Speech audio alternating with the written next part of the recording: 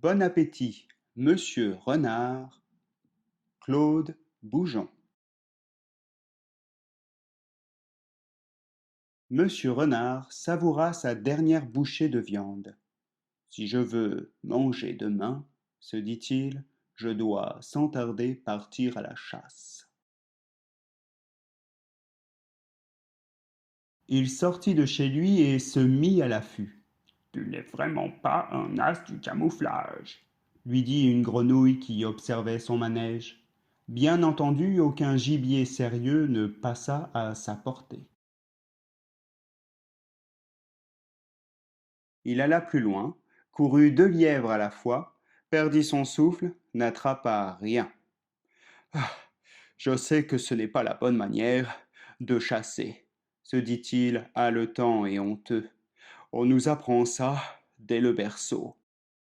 À la prochaine, cria le lièvre de droite. Bonjour chez vous, cria le lièvre de gauche.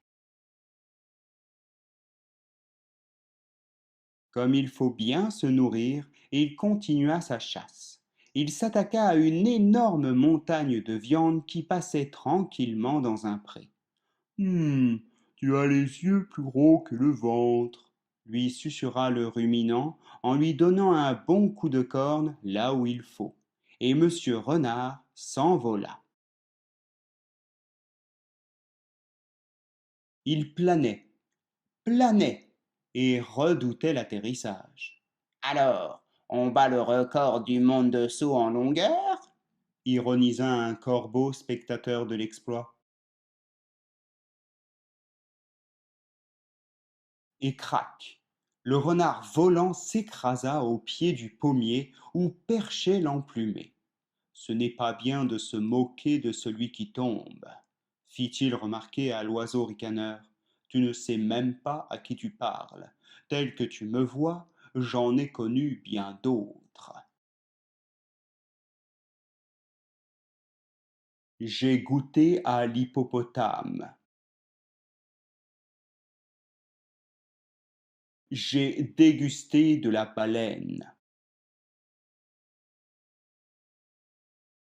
J'ai mordu dans l'éléphant. J'ai visité des milliers de poulaillers où je n'étais pas invité. Demain, j'en suis sûr, je mangerai du lion. En lançant cette dernière vantardise, Monsieur Renard se précipita sur le corbeau. L'oiseau était déjà sur ses gardes. Il en avait vu d'autres, lui aussi. Ce n'est pas aujourd'hui que tu mangeras du corbeau, répliqua-t-il en s'envolant. À cet instant, bang! Une pomme tomba sur la tête de Monsieur Renard. Oh, qu'est-ce encore? Se demanda-t-il. Il ramassa le fruit, d'où surgit un asticot. Bonjour, monsieur le carnassier, dit le vermisseau gigoteur. Tu n'oserais quand même pas me boulotter. Je n'en vaux pas la peine. Je ne remplirai pas une dent creuse. En effet, Monsieur Renard n'osa pas s'intéresser de plus près à ce piètre gibier.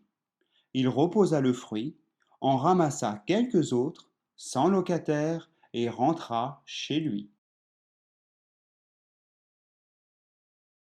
Arrivé dans sa maison, il se fit cuire une compote de pommes. Une petite douceur n'a jamais fait de mal à personne. Bon appétit, Monsieur Renard. Ça ira mieux demain.